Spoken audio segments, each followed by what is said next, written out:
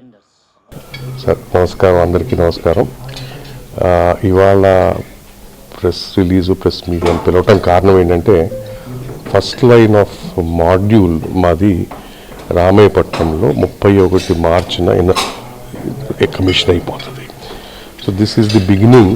మన integrated solar ప్లాంట్కి ఇది బిగినింగ్. దీంతో మన ఉద్దేశం ఏమంటే దేశం మొత్తంలో ఏదైతే మన కోల్ కానీ ఆయిల్ గ్యాస్లో రన్ చేస్తున్న ప్లాంట్లతో పవర్ వచ్చేది మనం రెన్యూవల్ ఎనర్జీతో మనం సబ్స్టిట్యూట్ చేస్తున్నాం. దీనిలో మాదో ఒక చిన్న ప్రయత్నం, మాదో ఒక అటెంప్ట్ చేస్తున్నాం. గవర్నమెంట్ ఆఫ్ ఇండియా ఇచ్చే ఎంకరేజ్మెంట్ తోటి వీఆర్ డూయింగ్ ఇట్.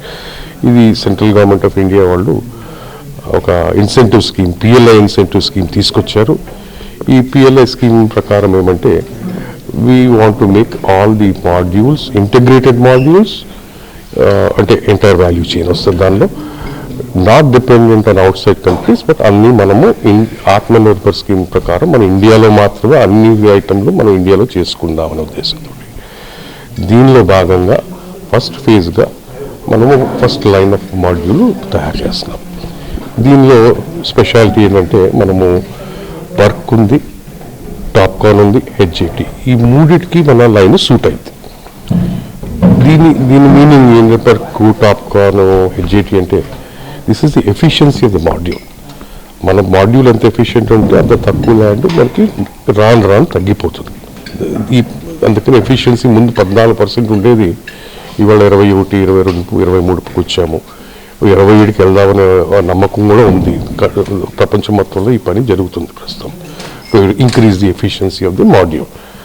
సో ఈ ఉద్దేశంతో మనం మిషనరీ, ప్లాంటు, రిక్రూట్మెంట్ అన్నీ జరుగుతున్నాయి.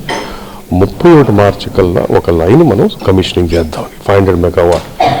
ఫస్ట్ ఫేజ్ ప్రకారము ఏదైతే ఇరెడాఫ్ లోడ్ చేసిందో దాని ప్రకారము 4 గిగావాట్ లైన్ మనం తయారు చేయాలి, ఎంటైర్ వాల్యూ చైన్.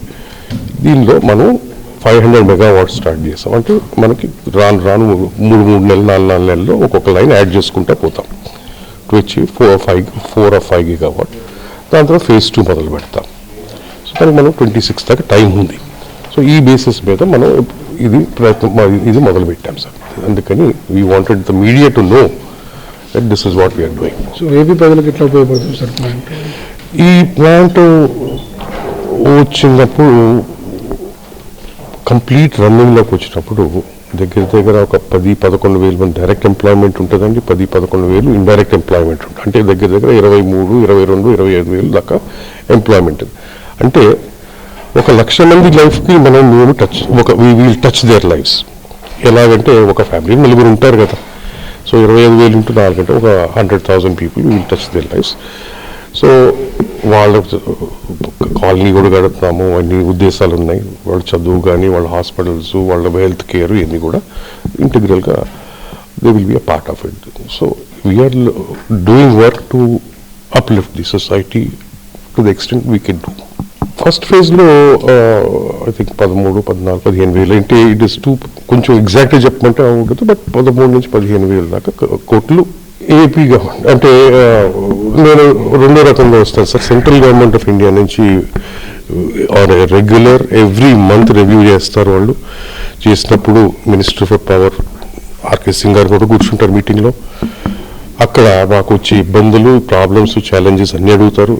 ఉదాహరణకి మాకు కొన్ని వీసాలు ఇండియాకి రావట్లేదు అనగానే ఇమీడియట్గా దే హ్యావ్ అరేంజ్డ్ మన ఫారిన్ మినిస్ట్రీకి చెప్పి వీసాలు అరేంజ్ చేశారు. అలాగే మాకు కొంచెం ప్రాబ్లమ్ వేరే చోట వస్తుందని మన డెడికేటెడ్ ఇండస్ట్రీ చోట్లే ఫైనాన్స్ డిపార్ట్మెంట్ అంటే ఇది have arranged for it. So ఇది రెగ్యులర్ బేసిస్లో ఒక రివ్యూ జరిగింది. రివ్యూ బేసిస్ మీద అక్కడ తీసుకోవాల్సిన స్టెప్స్ అన్ని తీసుకుంటున్నారు. బట్ ఇక్కడికి మనకు స్టేట్కి వచ్చేటప్పుడు ఆలోచన కానీ ఉంది, ల్యాండ్ ఇద్దామని ఉంటుంది. మిగతా ఇన్సెంటివ్స్ ఏమీ మాకు రావట్లేదండి. ఓన్లీ ల్యాండ్ వరకే ఇస్తున్నారు.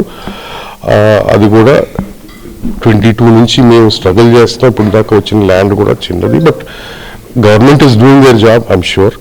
బట్ తొందరగా వస్తే అంత తొందరగా మేము ప్రొడక్షన్లోకి వెళ్ళొచ్చు, అంతమంది ఎంప్లాయ్మెంట్ దొరుకుతుంది. ఎంత సపోర్ట్ చేస్తారు ల్యాండ్ అన్నారు కదా, ఎంత ఇప్పుడు దాకా మాకు చేతికి ఇచ్చింది 30 ఎకరాలు మాత్రమే సార్. మాకు కావాల్సింది 5,000 ఎకరాలు ఓ ప్లాంట్కి 3,000 ఎకరాలకి సపోర్ట్ అండ్ యాన్సిలరీస్ కావాలి.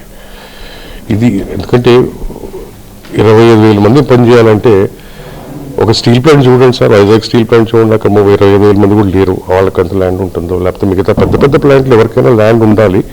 It is because working conditions ఉండాలి ఫేవరబుల్గాను. So these are chemical units, these are also assembly